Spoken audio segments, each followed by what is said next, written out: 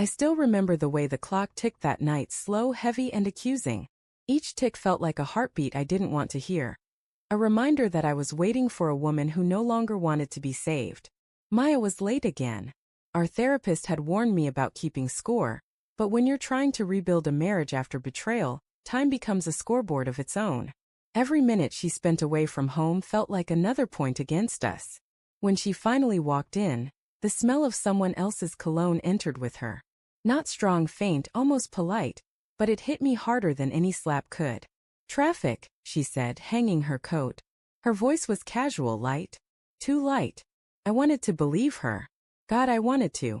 "Therapy starts in 10 minutes. I said quietly, trying to keep my tone steady. "We can still make it if we leave now." She hesitated. Her eyes flicked toward the couch, toward the safety of avoidance. "I'm not going today," she said, brushing a strand of hair from her face. "I'm tired, Daniel. I just need a night off." A night off? From me? From trying? From the mess she'd made when I caught those messages 8 months ago? The ones she swore meant nothing? I nodded slowly. "Sure," I said. "Take the night off." But deep down, something in me cracked. 8 months earlier, when I first found out, I didn't scream. I didn't throw things or demand answers. I just stared at her phone, reading the messages over and over. "You make me feel alive again. Last night was perfect. Wish I could wake up next to you." Her name was on every bubble. When I confronted her, she crumbled. She said it was a mistake, that she was lost, that she didn't even know why she'd done it. I loved her, still do in some broken way, so I stayed. I told her we could fix this, that therapy could help. I told myself that forgiveness was strength, not denial. We started seeing Dr. Patel every Tuesday at 6. The first few sessions were brutal. Maya cried, I yelled, we both blamed ourselves in circles until we were too exhausted to keep fighting. But slowly I began to see glimpses of hope.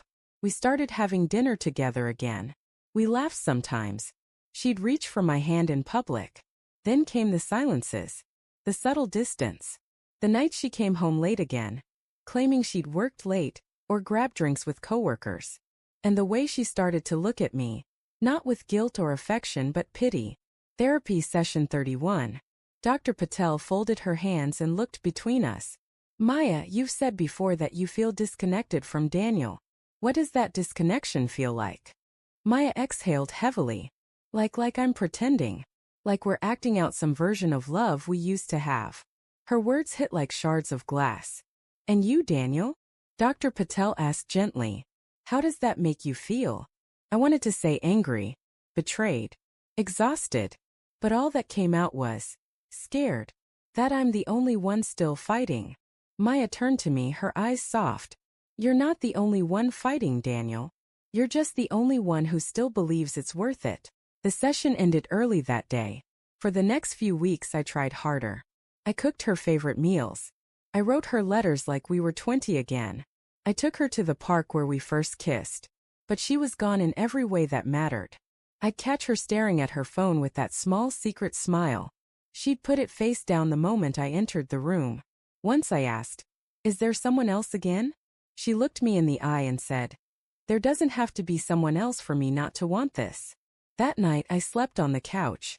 Not because she told me to, but because the bed smelled like her shampoo and the ghost of a woman who didn't love me anymore. The breaking point. It happened in our final therapy session.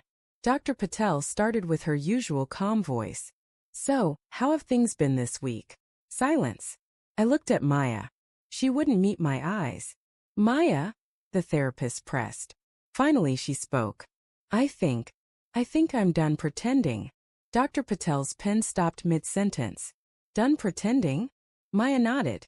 I don't want to change. Not for him. Not for anyone. She said it like she was confessing, not apologizing. I've spent 8 months trying to be the version of me Daniel wants. Forgiving, patient, in love again, and I'm not her.